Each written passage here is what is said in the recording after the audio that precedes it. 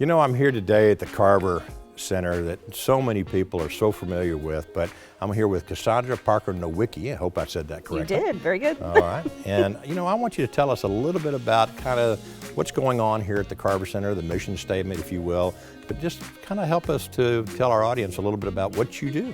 Sure.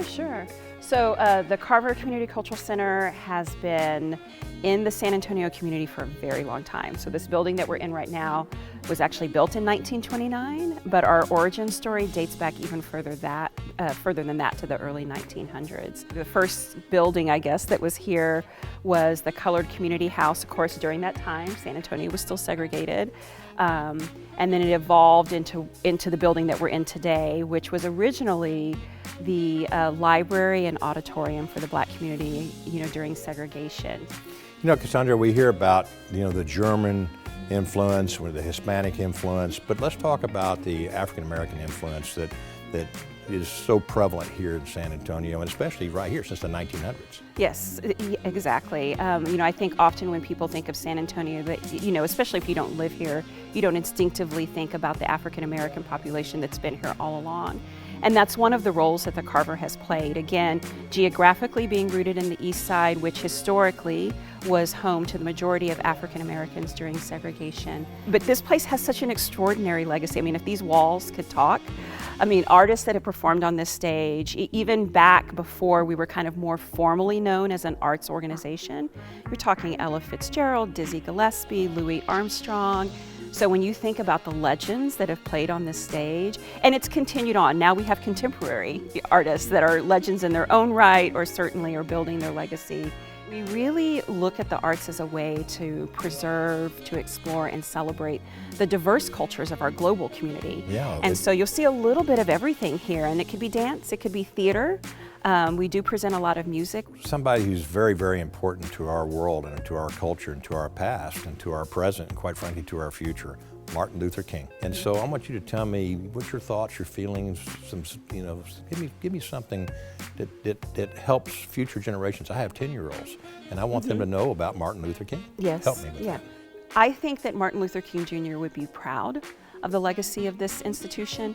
I think that he would be proud of the way that we try to embody his vision of inclusivity, of equity, and peace here. For me, when I reflect on what I know of Dr. King, that's one of the things that I take away, is that we all have value, that we all have stories to tell, and that each and every one of us is important in that way, and we need to be able to share our stories as a way to not only preserve our history and pass down our cultures and tradition, but as a way to vision a better future. Tell us about how they get in touch with the Carver Center, how they know about it, and how you get that message out. Sure, absolutely. So I would say probably the best way to learn about what's going on here is to visit our website, which is thecarver.org. We also are on Facebook, Twitter, Instagram, so those are other ways to access information about what's going on here. And you're on Mission Park Cares. Yes, absolutely. And but I would say, what I always love to tell people is just come visit us. Not just to see a performance. We have a beautiful gallery that showcases local and regional artists. So you can come by during the day, check out the artwork. We love to give tours of the space and just talk to people about what's going on and the history.